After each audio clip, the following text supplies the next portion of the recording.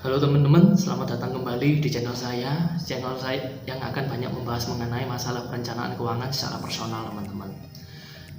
Di video saya yang ini, saya ingin membahas mengapa kita perlu punya asuransi.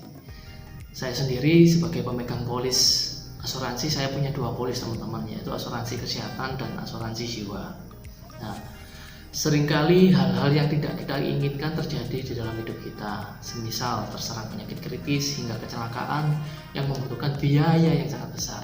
Apalagi saat ini kita hidup di masa pandemi corona yang biaya pengobatannya bisa sampai ratusan juta rupiah apabila kita berobat sendiri. Sebagian orang percaya jika uang yang mereka simpan mampu menutupi semua kebutuhan tadi. Tetapi, apakah rela uang yang kita kumpulkan harus dihabiskan hanya untuk membayar biaya perawatan rumah sakit? Banyak orang atau keluarga yang mengalami kejatuhan finansial akibat harus menanggung resiko finansial tersebut secara sendirian. Padahal, resiko-resiko tersebut bisa kita alihkan ke perusahaan asuransi. Berikut ada 4 alasan mengapa kita perlu punya asuransi. Yang pertama, untuk mengelola resiko finansial. Dengan memiliki asuransi, kita bisa mengelola keuangan dengan tenang dan baik. Asuransi membantu kita untuk mengcover biaya pengobatan di rumah sakit. Begitu juga halnya dengan cara kerja asuransi jiwa dan sakit kritis yang memberikan santunan uang pertanggungan jika kita sebagai tertanggung tutup usia atau mengalami sakit kritis. Santunan uang pertanggungan yang diberikan bisa digunakan untuk keluarga yang ditinggalkan sebagai pengganti penghasilan yang hilang, untuk warisan, uang kuliah, dan tujuan keuangan lainnya.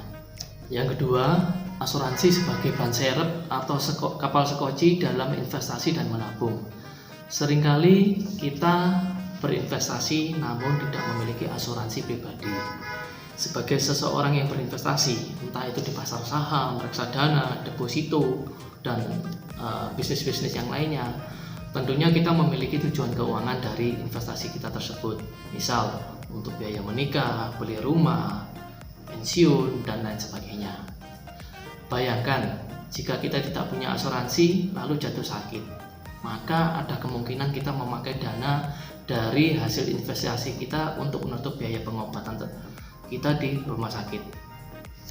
Berbeda ceritanya jika kita sudah memiliki asuransi kesehatan dan asuransi sakit kritis, maka perusahaan asuransi akan mengganti biaya pengobatan dan memberikan santunan uang pertanggungan sehingga dana investasi dan tabungan kita tetap utuh, tidak terpakai untuk mengcover biaya-biaya tersebut.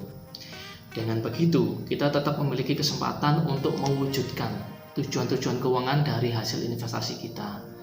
Tetapi saran saya, kalau teman-teman mau berinvestasi, jangan di produk investasi yang bundling dengan asuransi kesehatan atau asuransi sakit kritis. Lebih baik di instrumen investasi yang lain, misal di pasar saham, di reksadana, di obligasi atau deposito. Lebih baik dipisah supaya hasil investasinya lebih maksimal dan dapat benar-benar dimonitor perkembangan dari hasil investasi tersebut. Alasan yang ketiga, mumpung masih sehat teman-teman. Karena kalau sudah menderita sakit penyakit yang sifatnya tidak bisa dihilangkan dari tubuh kita, maka pengajuan asuransi besar kemungkinan ditolak. Atau bisa juga diterima, namun perusahaan asuransi akan mengecualikan atau tidak mengcover penyakit yang sudah kita derita. Selain itu, walaupun pengajuan asuransi kita diterima oleh perusahaan asuransi, biasanya preminya akan relatif jauh lebih mahal daripada yang masih sehat. Alasan yang keempat, mumpung masih muda, memiliki asuransi di usia muda akan membuat premi yang perlu kita bayar lebih murah. Ini karena resiko kita jatuh sakit atau tutup usia ketika masih muda dianggap masih kecil. Berbeda halnya jika kita ingin mengikuti asuransi pada saat sudah berusia 40 atau 50 tahun ke atas.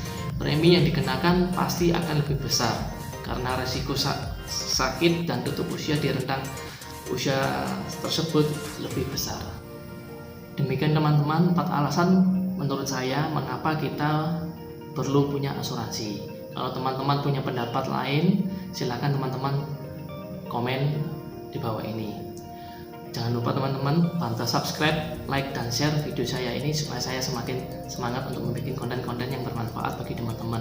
Terima kasih, sampai jumpa lagi.